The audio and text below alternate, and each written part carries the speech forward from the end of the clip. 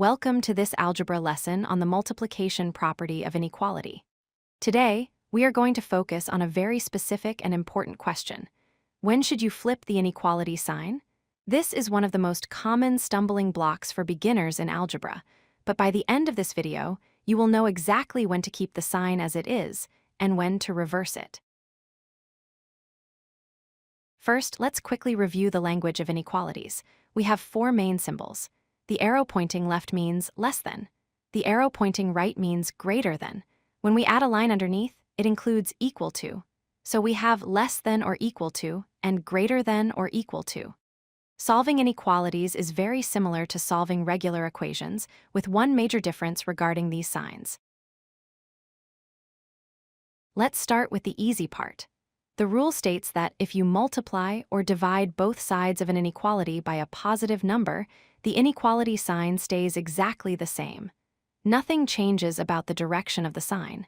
It preserves the order of the numbers. Here is an example.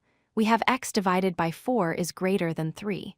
To isolate x, we need to multiply both sides by positive 4. Since 4 is a positive number, we do not change the sign. The greater than sign remains a greater than sign. The result is x is greater than 12. Now for the critical rule. This is the most important part of the lesson. When you multiply or divide both sides of an inequality by a negative number, you must flip the inequality sign. A less than becomes a greater than, and vice versa. This action of multiplying by a negative reverses the order of value. Let's see why this happens using a number line. Start with the true statement, 2 is less than 4. You can see 2 is to the left of 4. Now, if we multiply both numbers by -1, we get -2 and -4. On the number line, -4 is further to the left than -2, meaning it is smaller. So, the relationship has reversed. -2 is actually greater than -4. That is why we must flip the sign. Let's apply this to an algebraic problem. We have -3x is less than 12. To solve for x, we need to divide both sides by -3. Because we are dividing by a negative number, the rule triggers immediately. We flip the less than sign to a greater than sign. 12 divided by -3 is -4, so our answer is x is greater than -4. It is worth remembering that multiplication and division are two sides of the same coin. Dividing by a number is just multiplying by its reciprocal. Therefore, the rule is identical. If the number you are using to divide is negative, flip the sign. If it is positive, leave the sign alone.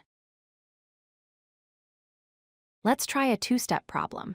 -2x plus 5 is less than or equal to 15. First, we subtract 5 from both sides. Subtraction never flips the sign, so it stays the same. Now we have -2x is less than or equal to 10. Next, we divide by -2.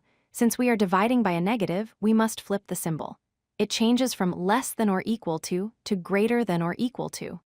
The solution is x is greater than or equal to -5. To summarize, you can treat inequalities just like equations for most operations.